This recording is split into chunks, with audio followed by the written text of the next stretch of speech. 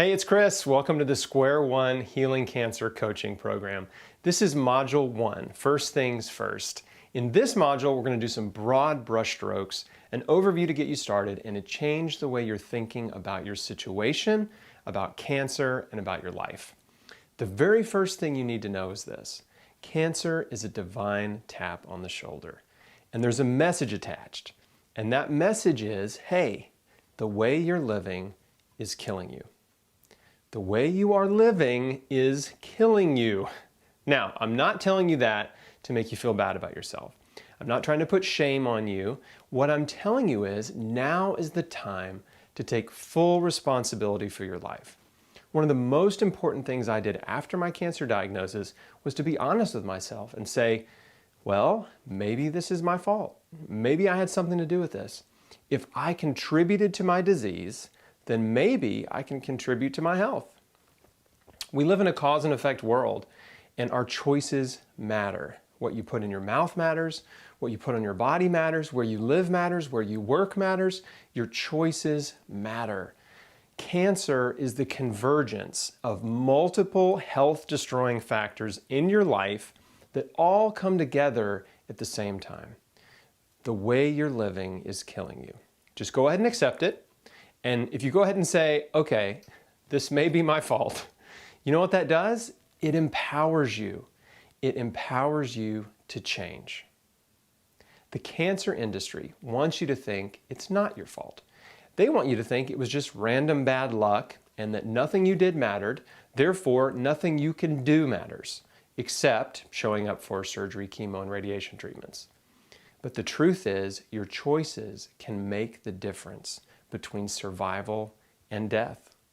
Whether you're doing conventional treatment or not, there is so much you can do to promote health and healing in your body, and we'll cover it all in the SQ1 course. The point is not to blame yourself and wallow in self-pity. The point is to accept responsibility for your situation and change everything you can for the better. I believe that everything in life happens for a reason. And most of the time, the reason is you.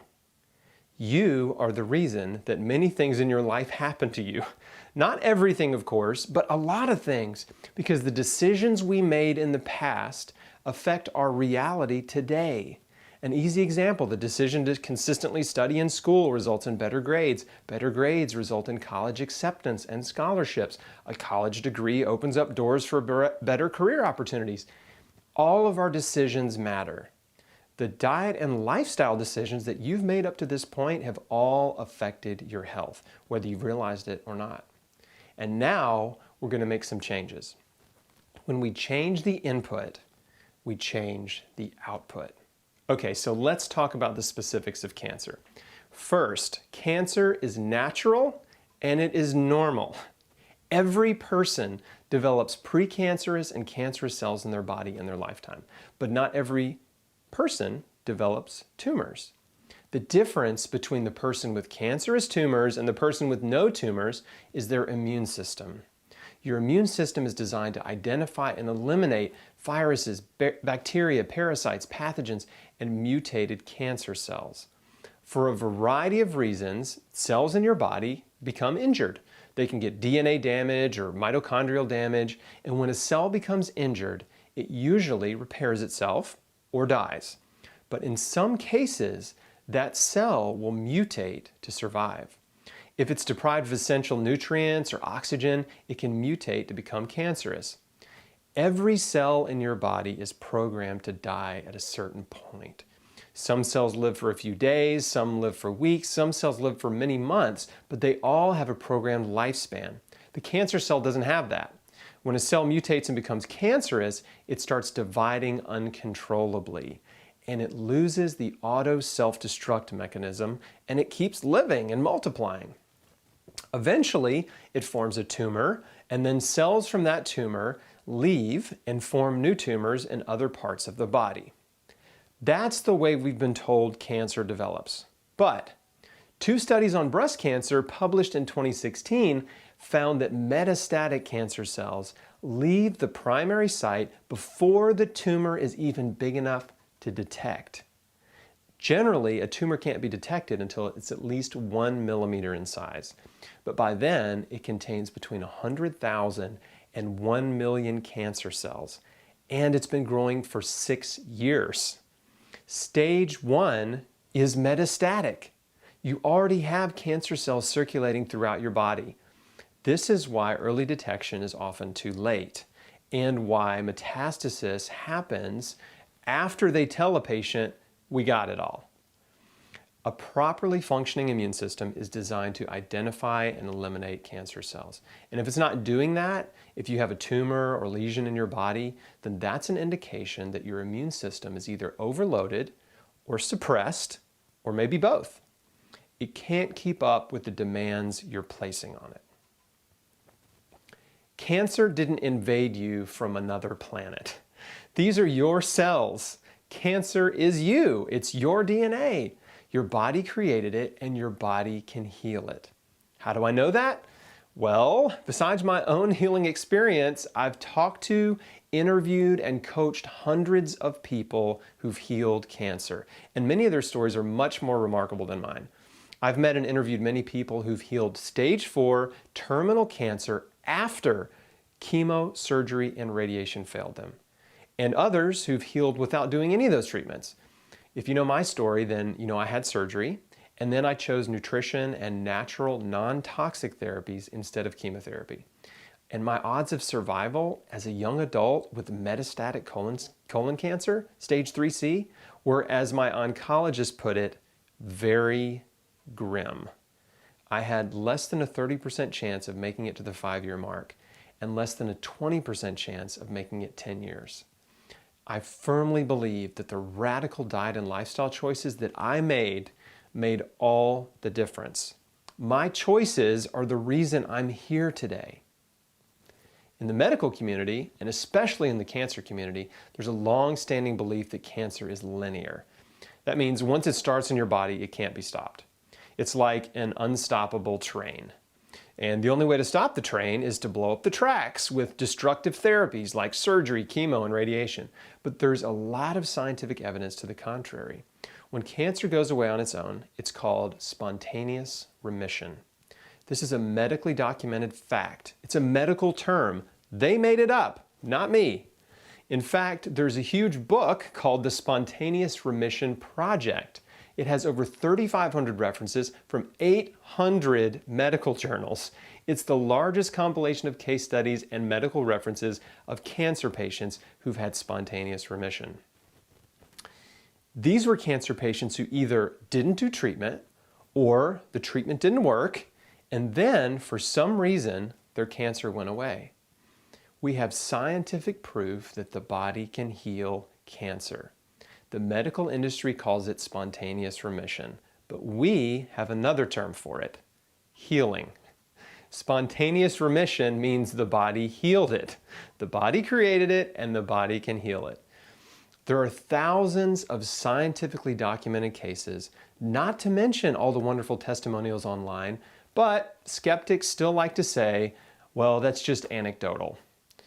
The truth is, we learn from the experiences of others. Those are anecdotes.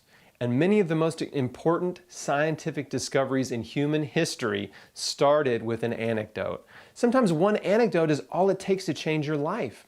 When I started my healing adventure in 2004, the internet was not helpful. There were no good websites for healing cancer.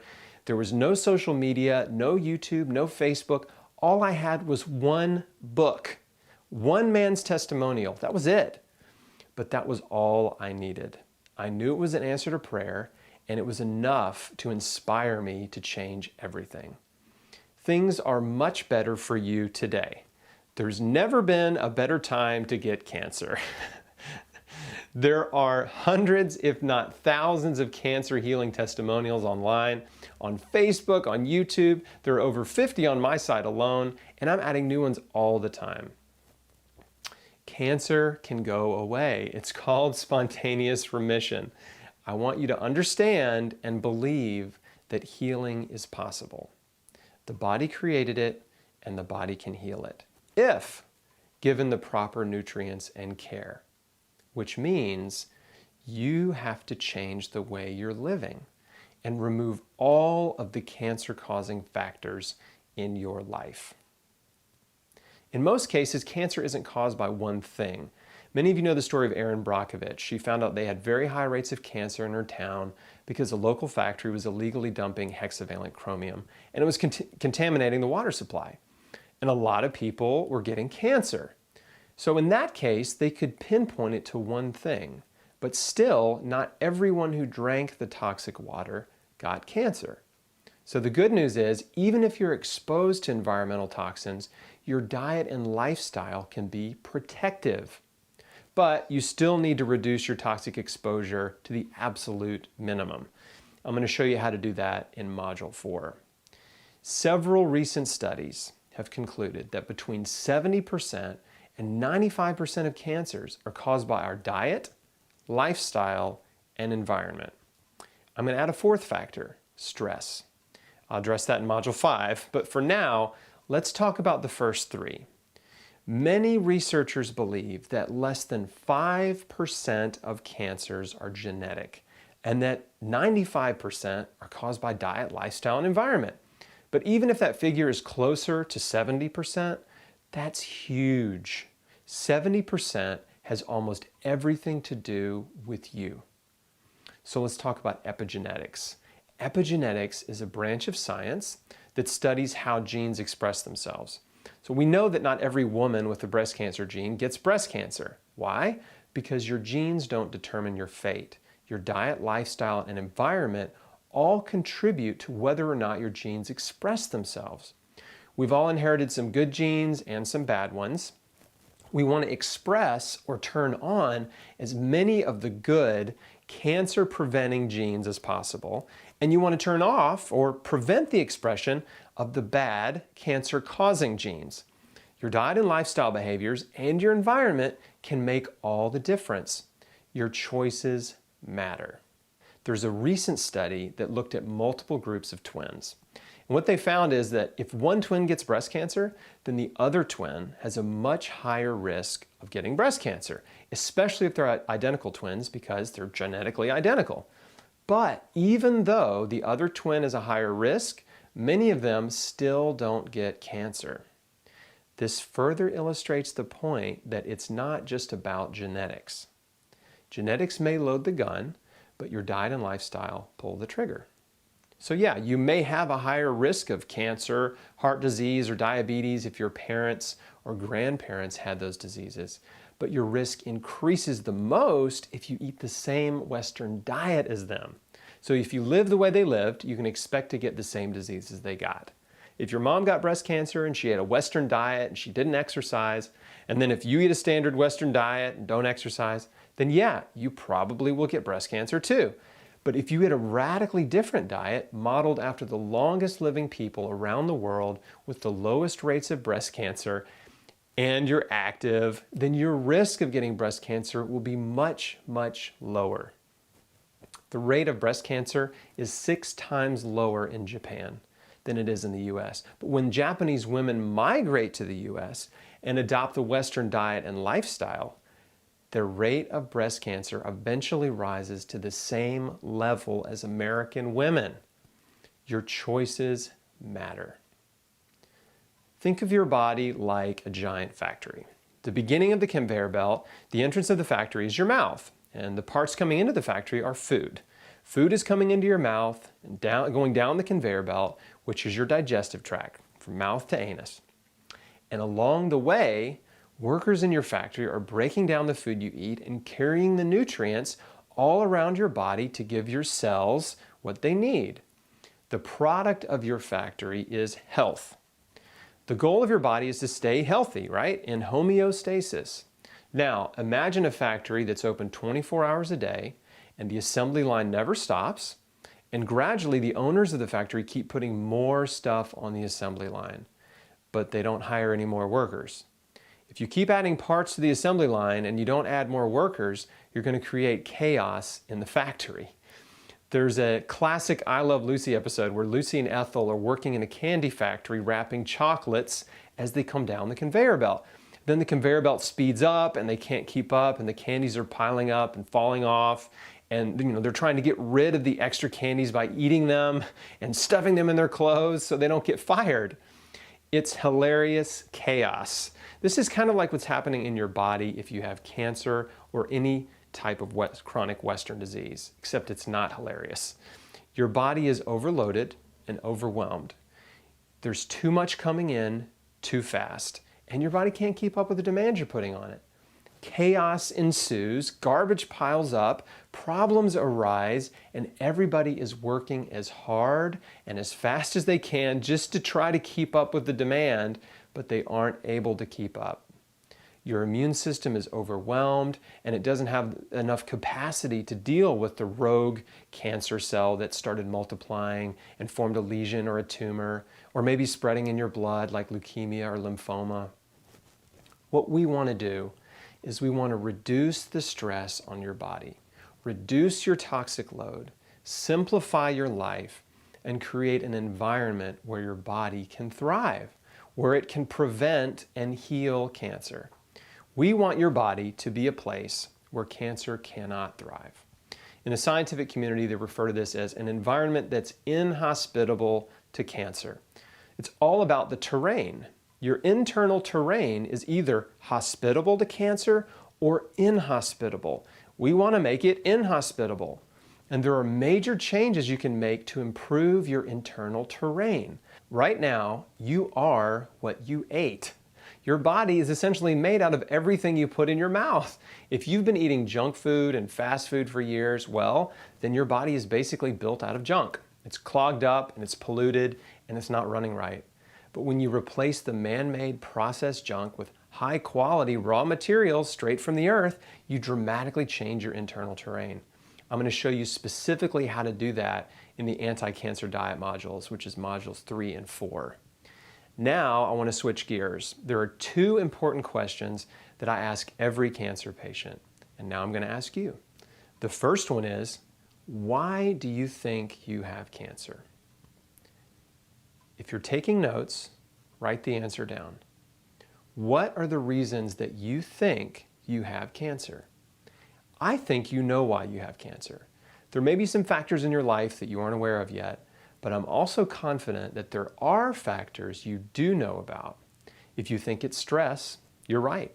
If you think it's because you haven't been taking care of yourself, you're right. How do I know that?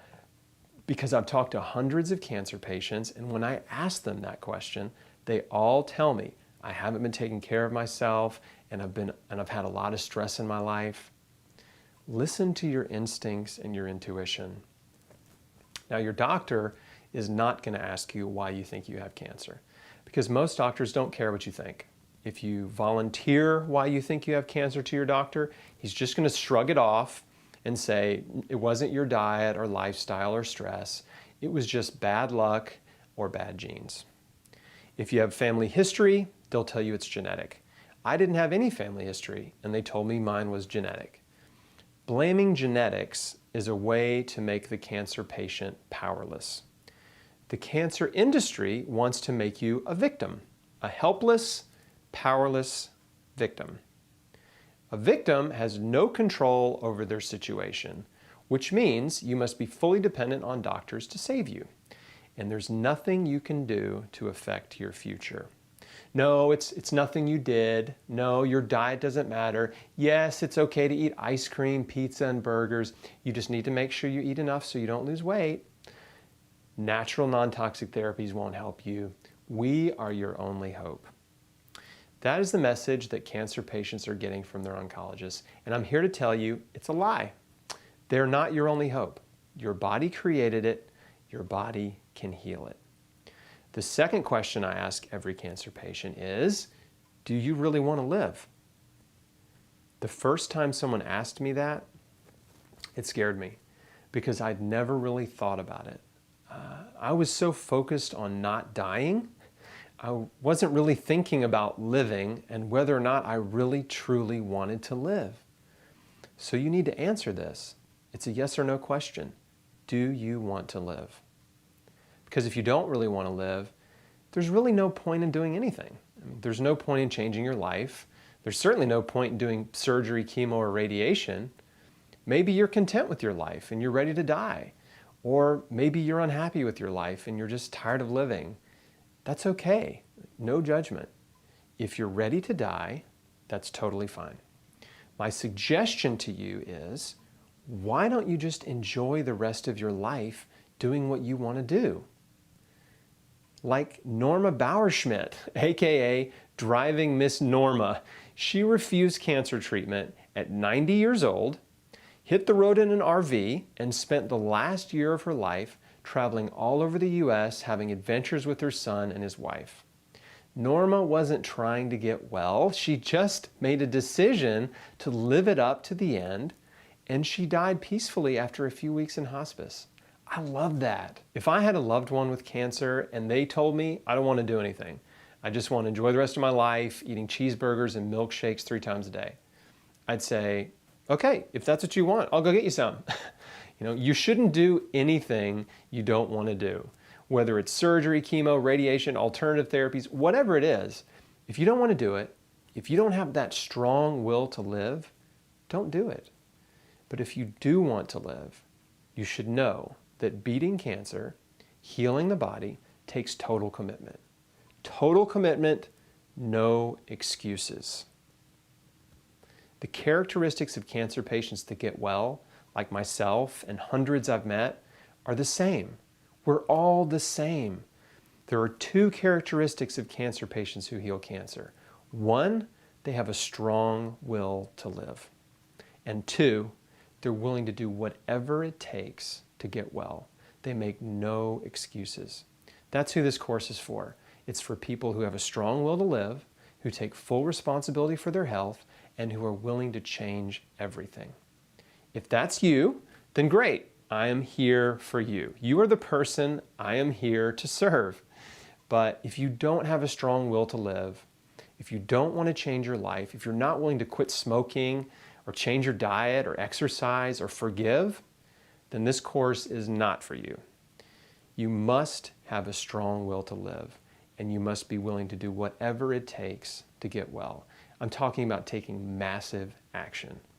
Minimal action usually produces minimal results. Massive action produces massive results. Sometimes small changes can produce big results, but if that's what you're hoping for, your hope is in the wrong place, because I will never tell you this one supplement or this herb or this one food is going to cure your cancer. And anyone who tells you those kinds of things is scamming you. That's snake oil, the one cancer cure, the magic bullet. There is no magic bullet. Healing requires a total life change. You have to be prepared to take massive action and make a total commitment. I'm talking about at least 2 years. 2 years, hardcore life change. I've seen a lot of cancer patients have dramatic turnarounds in their health in a very short time. 30, 60, 90 days. Tumors start to shrink or even disappear.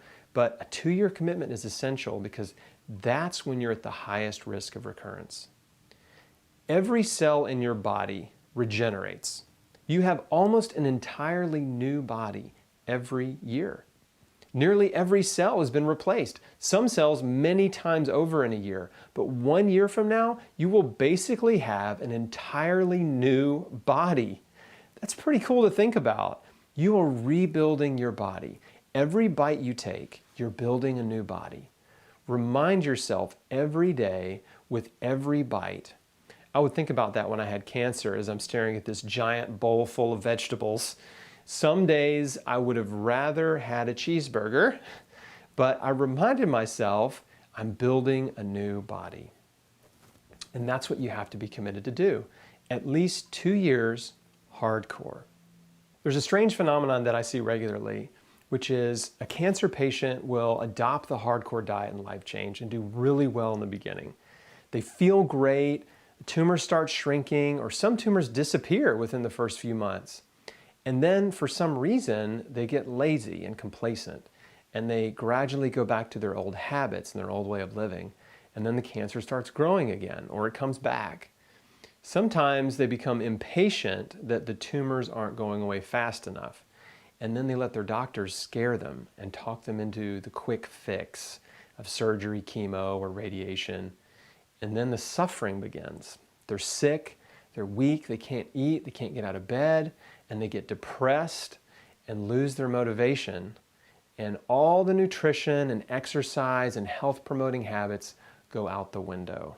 And then the cancer comes back and their situation goes downhill really fast. And it often does not end well for them. So let's talk about fear. Fear is a major factor here. I get it. I know what it feels like to be afraid of cancer. But let's break fear down for a moment. Where does the fear of cancer come from? It comes from the cancer industry because most people are afraid of suffering. They're afraid of the brutal treatments. They're afraid of being sick and poisoned and the damage that it does to their body and all the uncertainties and unknowns. They're afraid of all the complications that can come from surgery, chemo, and radiation. That's where the fear comes from. Most patients I've talked to are not really afraid of dying. They're just afraid of suffering.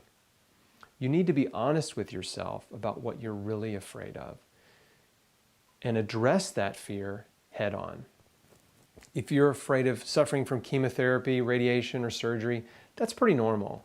But remember, most of the fear of cancer comes from the cancer industry.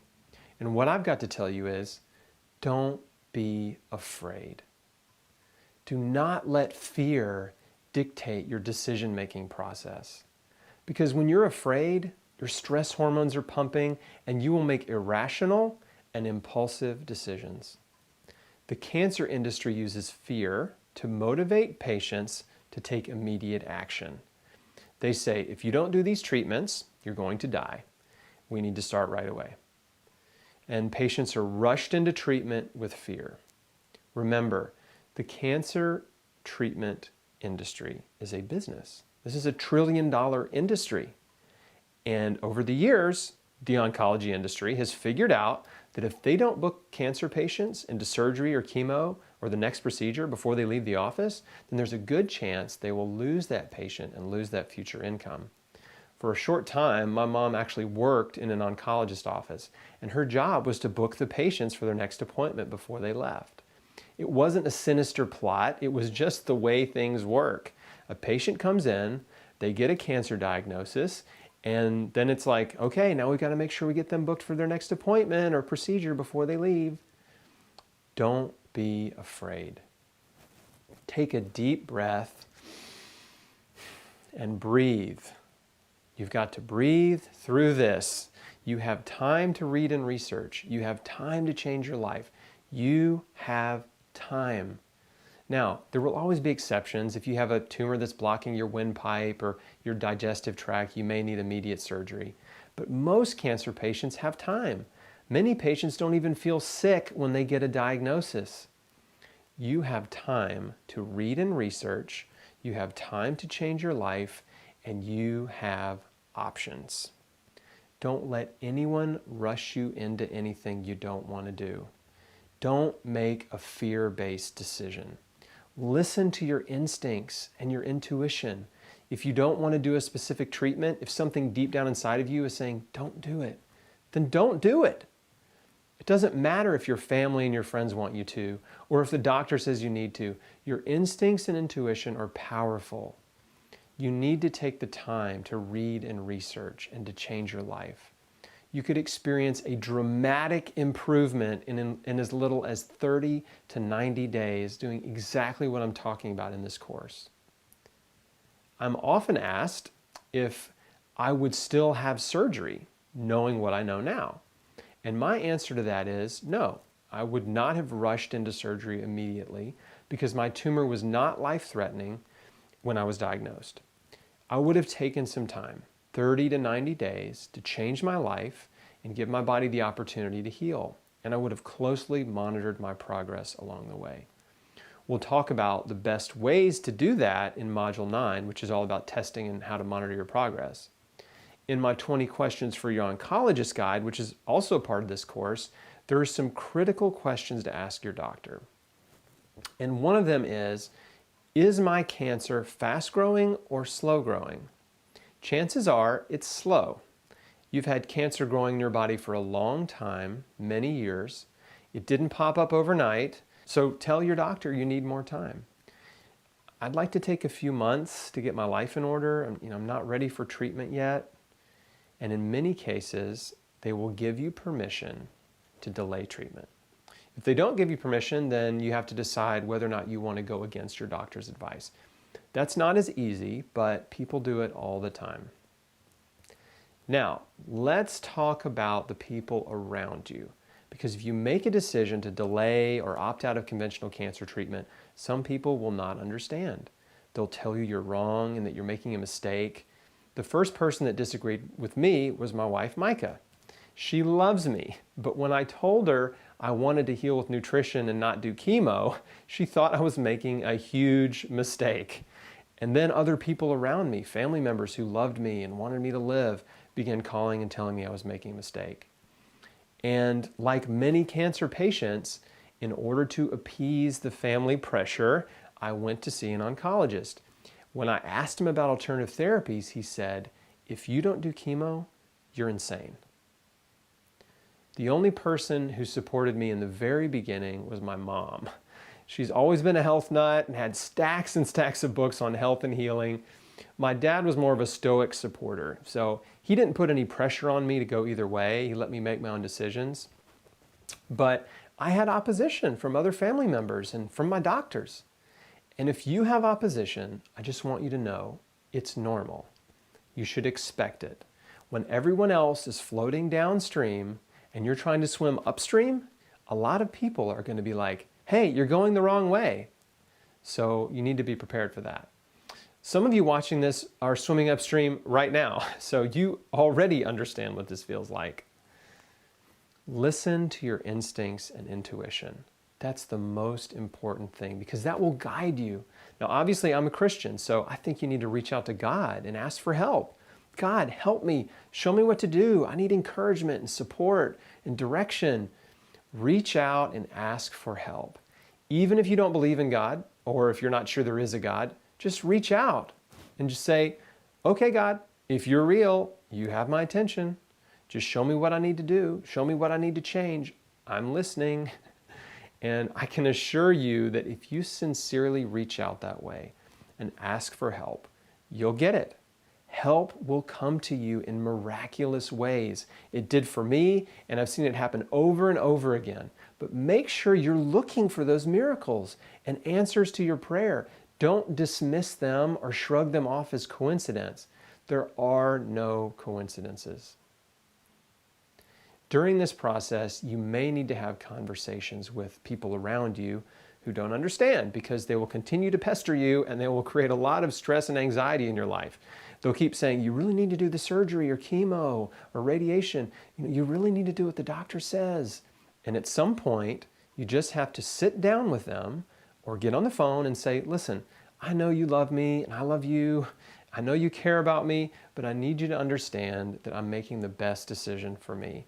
My goal is to live as long as possible and to get well. And I'm reading and researching and learning as much as I can so I can make good decisions. I'm not going to rush into anything out of fear. And I'm not going to do anything that I don't have peace about." When you explain yourself in that way, they will understand.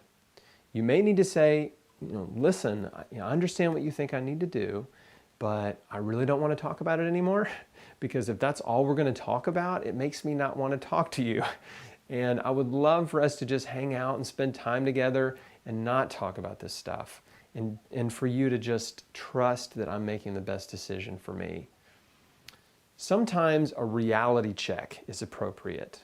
If you've asked your doctor some of the questions in my 20 questions for your oncologist guide, then you will have some important details to share with your friends and family to get them to back off. For example, if you're stage 3 or 4 and you ask your doctor, "Will this treatment cure my cancer?" and they tell you no, then you can remind your loved ones that your doctor told you it isn't curable. By the way, an incurable diagnosis can be a blessing in disguise because when the doctor tells you the treatment is not curable, that gives you permission to opt out of treatment.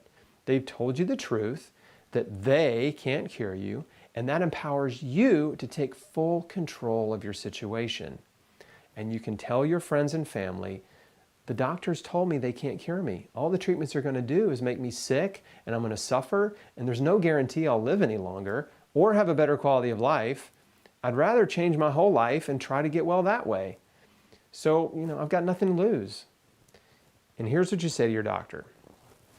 Doctor, thank you so much for all the information and for your time. I've thought about this a lot, and what I've realized is that quality of life is much more important to me than quantity of life. And if I do treatment, my quality of life is going to be terrible. I'm going to be sick and suffering right away. I feel okay now, and I just want to feel okay as long as possible. So I'm just not ready to do any treatment right now.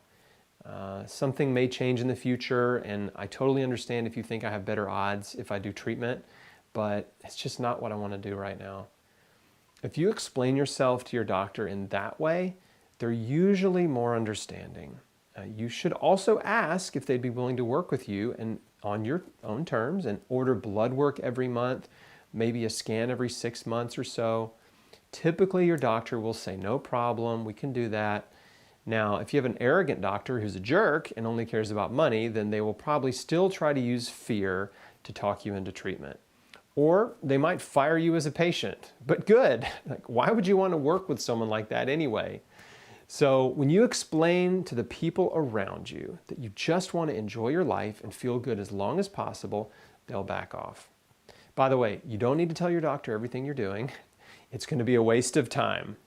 You don't need to give your doctor a lecture about nutrition or alternative therapies because he's going to disagree with you and he's going to say, it doesn't work, don't do it, don't bother, or I had a patient who tried that and they died.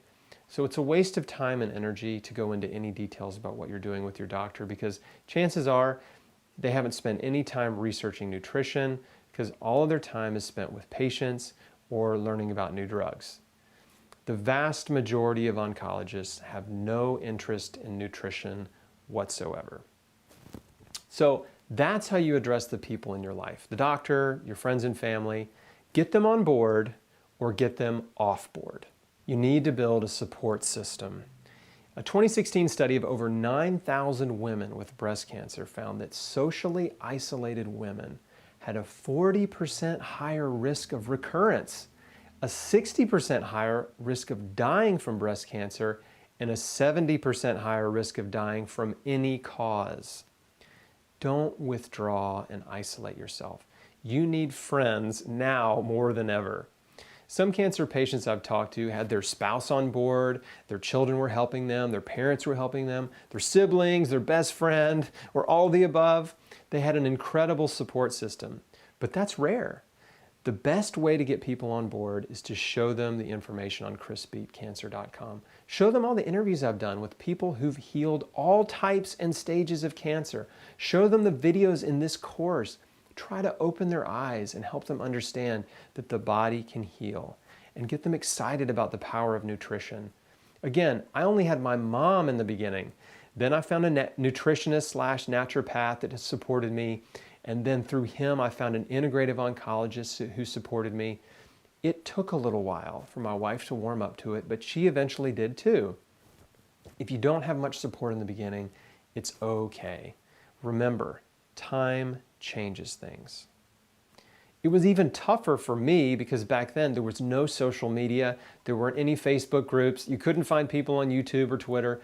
Those sites didn't exist. I had zero online cancer support, and there weren't any local alternative healing support groups in Memphis either. It's much easier to find support online today thanks to social media. There's a local healing cancer support group you need to know about called Healing Strong. People who are trying to heal cancer get together once a month to share their experiences, share helpful information, encourage each other. There may be a Healing Strong support group in your city, and if not, start your own. And the people you're looking for will come out of the woodwork. You can go to healingstrong.org to learn more about that. So you have to build your team and your support group. If you don't have anybody, you've got to get out there and beat the bushes and find like-minded people. They're out there. You don't have to do this alone. Go to your local hole-in-the-wall health food store and tell them you're looking for other people who've healed cancer or trying to heal cancer with alternative therapies. Ask for help and you will get it. The support groups you want to stay away from are the conventional cancer support groups. Stay away because birds of a feather flock together. And what you'll find is that traditional cancer support groups are full of cancer victims. People who are angry, afraid, and unhappy because they're suffering. And most of them aren't getting well. And they'll get upset when you talk about diet and lifestyle and alternative therapies. And they'll tell you what you're doing is wrong and that it won't work, while conventional treatment is failing them. Don't think you're going to go in there and help them see the light. They don't want help. They just want to complain to each other. And they're going to turn on you. So until you're completely well, you won't be strong enough to handle this criticism. It's going to create a lot of unnecessary negativity, stress, and anxiety for you. Just find like-minded people that you can support and who can support you, and you can exchange ideas and encourage each other. That's what you need. Next, make plans for the future. Document the entire process. Journal, do a video diary, start a blog. Document what you're doing because you need to plan to A, get well, and B, use what you've learned to help other people. You need life goals, future goals to work toward. Making plans for the future is very important. You know, the spirit-mind-body connection is a mystery, but something happens when you plan for the future. You're planning to live. You're sending signals of life to your body. It's very powerful. So don't be afraid to make plans for the future. I know some of you may be thinking, well, I don't know if I'll be here in a year or 2 years. Instead of thinking that way, I want you to think, I'm going to live. And these are my plans for my life. For next year, for the next 5 years, for the next 10 years, sketch out your life goals, the things you want to accomplish. I'm going to see my daughter graduate college. I'm going to see my son get married. I'm going to watch my grandkids grow up. I'm going to be a great grandparent. Making plans for the future is so important. When I was diagnosed, I didn't have any children, and I wanted to have a family. I wanted to be a dad. It was in my life plan. But if I did chemotherapy, it was likely that I wouldn't have been able to have children of my own. That was one of the reasons I didn't want to do chemo. And now I have 2 beautiful girls. If I'd done chemotherapy, my girls wouldn't be here, and I probably wouldn't be here either. So make plans for the future. And the last thing is, enjoy your life. Enjoy your life. Don't let fear and cancer steal your joy. Depression suppresses your immune system. It's a vicious cycle. If you're depressed and fearful and anxious and worried, it makes you more vulnerable to cancer. So you need to focus on things that bring you joy, hope, optimism, and encouragement. That's what the SQ1 course is all about. And you need to start living your life. Really living. There's an organization for young adult cancer patients called Stupid Cancer. And even though they're very conventionally minded, I love their slogan, which is Get Busy Living. Now is your time to live. You could die in a car wreck tomorrow. There's 100 different ways you could die besides cancer. So there's no point in letting cancer paralyze you into depression and inaction where you just sit at home and feel sorry for yourself. Start doing things you've always wanted to do, like Miss Norma. Make plans, get out there, live your life, do fun stuff. Go skydiving, mountain climbing, and bull riding like the Tim McGraw song. Decide to enjoy your life and to enjoy the process and get busy living. Even if some of these radical changes are difficult for you, like giving up your bad habits and your favorite junk food to eat vegetables that you've never liked, you've got to keep your perspective.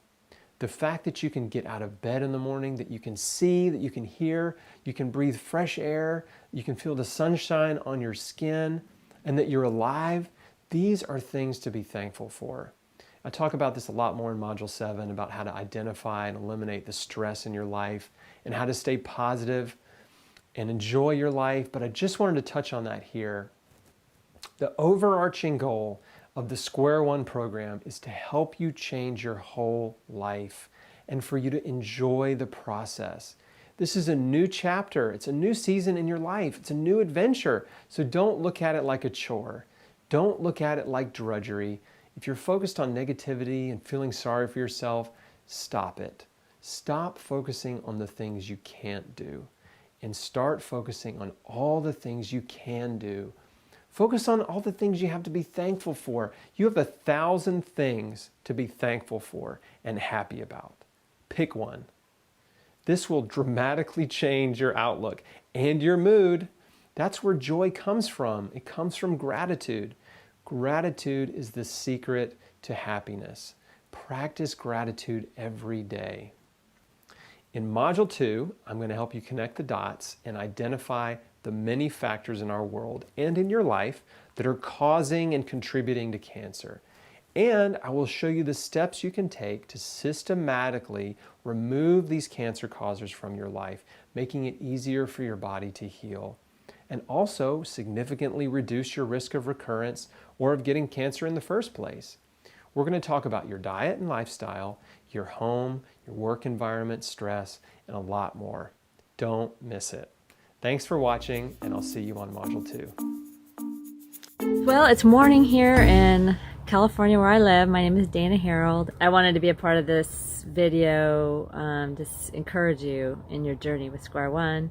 And when they put out the message to do that, I was like, yes, I want to do that. So here I am.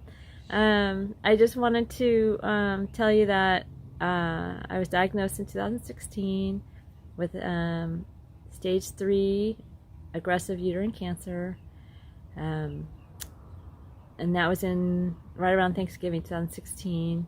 Currently my status, just so you know, I had my last scan in November and there was no evidence of disease. They didn't say it quite that way, they just said we couldn't find anything. So I'm like, yes, that's awesome. The first thing I did is we went down the regular road of, okay. I kind of mostly went flat when I heard the news. I got into a mode where I wanted to, do the next thing, which is, get the surgery, get the chemo, the radiation, get on that track. Because that's all I knew to do. I did one treatment, lost all my hair. One treatment shows you how powerful it is. Did one treatment and I had some excruciating bone pain I was starting to experience, and I really didn't want to go back. And so my husband, bless his heart, said, let's sit before the Lord and be quiet. Let's just pray, be quiet, listen. And we did, and it was deafening. It was scary. Because, you get on that mode. They say you got to get in right away. You got to get things going. You got to get on schedule. And so I was kind of in that mode. And so, to be quiet and listen was hard. And went to bed, and the next day went in to visualize where I was going to have that second chemo treatment. I wanted to kind of prepare my mind, get myself ready to go down to the treatment center. It was a new place. And I watched a video of the space in the room. I wanted to see what it was like down there. And when that video was done, Chris, you popped up. Your video popped up. It was you, and you were talking to Valerie. She was an oncology nurse. And at the time, I'd never looked at a lot of YouTube videos, and I didn't know they just pop up. And that's what popped up. And I'm like, what? I could not believe what I was hearing. That you were a survivor. She's talking to you. She's talking about, what her life and what she experienced with her family having cancer, her best friend, and just her 30 years of the same stuff they were doing and no changes and no different outcomes. And, how she moved on to an alternative clinic, and she found that what we were doing and what you found, what you were doing impacted our journey with cancer in terms of what we put in our bodies and how we were living our lifestyle. And it was such an eye-opener. I'm like, I had never heard any of this before. I was like, what? No way. Why haven't I heard this? Why isn't this information I could find? And I thought about trying to find alternative healing out there, alternative cancer therapy or something alternative that was not the traditional. And, going on the internet, searching alternative cancer treatments, and what the things that would have come up with this special pill, you just take that, or that supplement, or this herb, or, where's the repository? Where's all the information that, you find it all in one spot? I knew that wasn't out there. I mean, I didn't think I would find it with one hit. No way.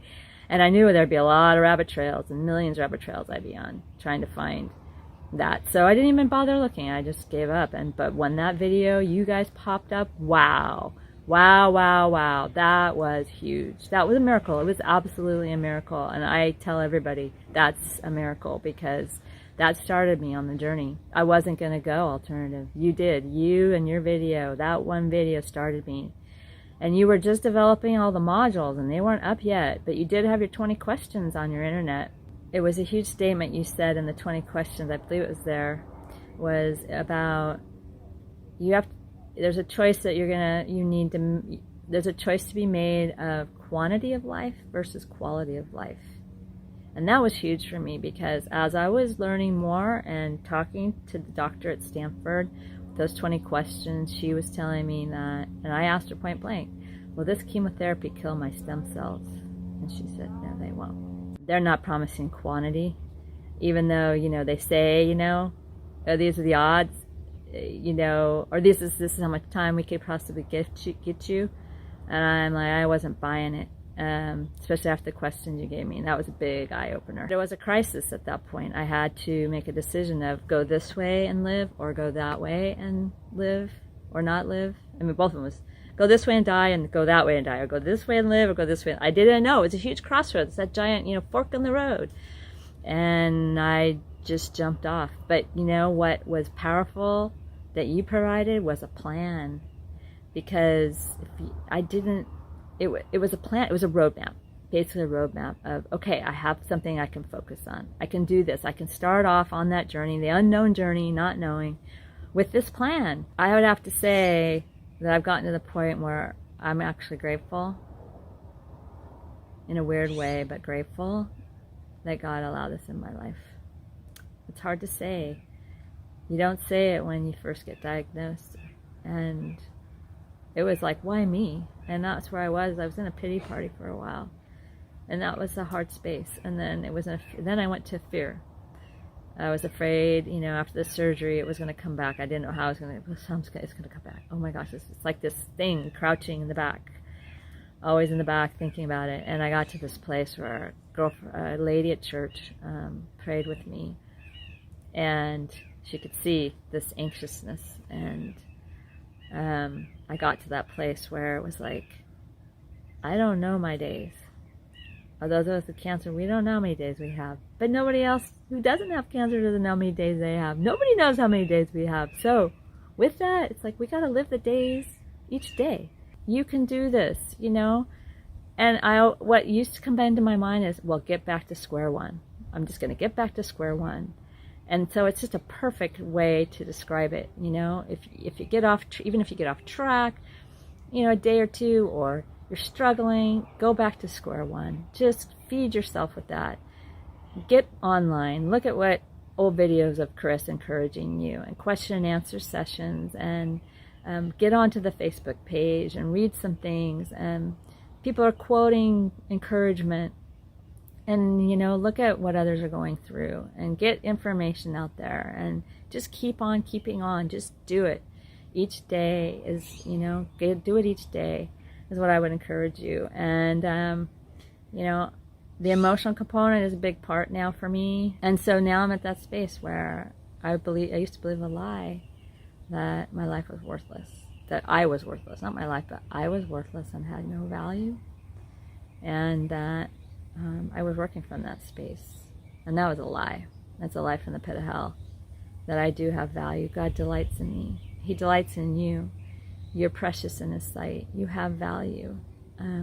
He knew me before I was born. He knows every hair on my head, now that I have hair again. And He knew the color of my eyes before I was born. And He made my smile. He made your smile. And He made you. And He delights in all of you, inside and out. He delights in that.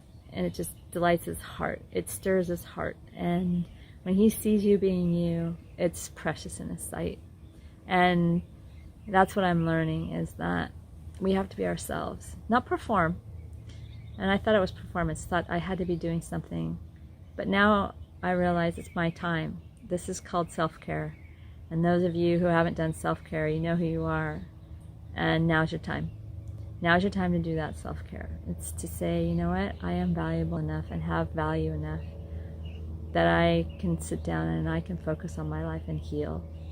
And if that means sitting and reading or researching, focusing on juicing, getting the right foods in your body, going to that clinic, asking friends for help. Some of us feel like we can't even ask. We don't even have enough value. We feel like we can ask. You can ask and do it regularly. People are wanting to help you. You're thrivers, and you're a light. You're bringing hope to people. You don't realize people are watching, and they're seeing what you're doing. You're changing your whole life before their very eyes, and that's a huge encouragement. And you may not know it, but you are on an incredible journey. So I encourage you to stay on it, stay true to yourself, stay strong in it, be grateful, like Chris said, for each day, because I totally agree with that. But even before he said that, gratefulness is huge. I love you all, and I want you to continue on so that you can make a video to encourage me, and we can help each other. So I love you all, and I encourage you on your journey. Keep on keeping on. You're the Square One Thrivers out there, and we're a great group, and we have a lot of light to show and a lot of hope to show to the world. So I love you all. Bye-bye.